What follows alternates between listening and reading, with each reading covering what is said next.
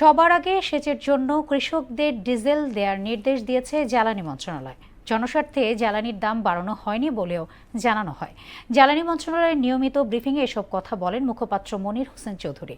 এ সময় তিনি আরও জানান, গেল 1 মাসের অভিযানে 3,72,000 লিটার তেল উদ্ধার করেছে আইনশৃঙ্খলা বাহিনী, আর জরিমানা করা হয়েছে 1 কোটি টাকা। শামীমুজ্জামান চৌধুরীর রিপোর্ট।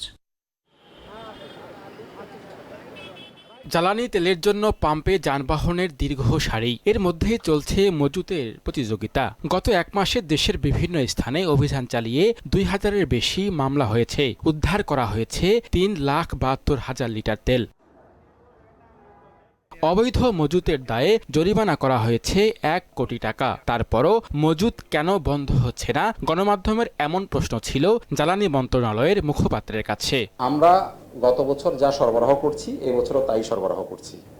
এখন পেট্রোল পাম্প মাঝে মাঝে বন্ধ থাকছে, এটা আমিও দেখছি, কিন্তু এটা আসলে আপনারা জানেন যে মানুষের মধ্যে প্যানিক বাইংটা এখনো বন্ধ হয়নি, যে কারণে পেট্রোল পাম্পগুলোর সাপ্লাই চেইনটাতে ইন্টারাপশন হচ্ছে মাঝে মাঝে।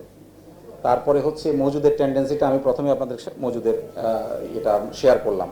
ফলে এইটা থেকে বেরিয়ে আসলে আমাদের স্বাভাবিক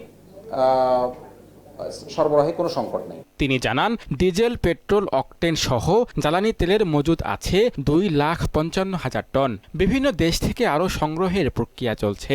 তাহলে কেন সাশ্রয়ের কথা বলা হচ্ছে, এমন প্রশ্নেরও জবাব দেন তিনি। ব্যক্তি হিসাবে, জাতি হিসাবে এই সময়ে নতুন করে আমাদেরকে ভাবতে হবে যে সাশ্রয়ী হওয়া উচিত। আমাদের প্রত্যেকের জায়গা থেকে আমাদের সাশ্রয়ী হওয়া উচিত। তো ফলে আমি মনে করি প্রত্যেক ইন্ডিভিজুয়ালকে এই বিষয়ে আমাদের নতুন করে ভাবতে হবে যে আমরা কি করে সাশ্রয়ী হয়ে পুরো জাতিকে রক্ষা করতে পারি। কারণ এটা একটা বৈশ্বিক সমস্যা, এই সমস্যা আপনি কেউ তৈরি করিনি।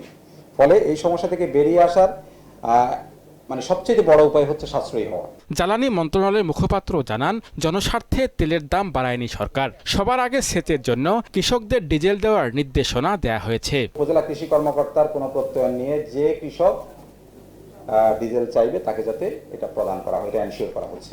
শামীমুজ্জামান চৌধুরী, মোহনা সংবাদ, ঢাকা।